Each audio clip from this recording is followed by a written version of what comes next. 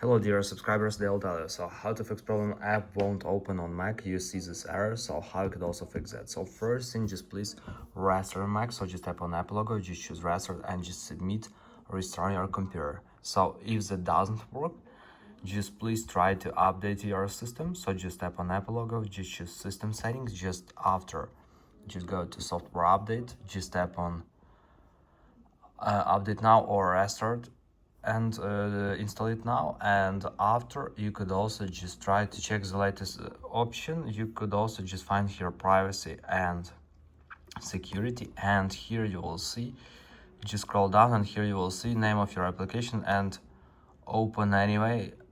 So after you will just tap open anyway, it will open this application, so it could be blocked by your security system, but you need to ensure that it won't harm your computer. So you just need to know that it's just certificate software and you won't have any problems with after installation. So thanks for watching, have a nice day, download my applications from the description, and bye.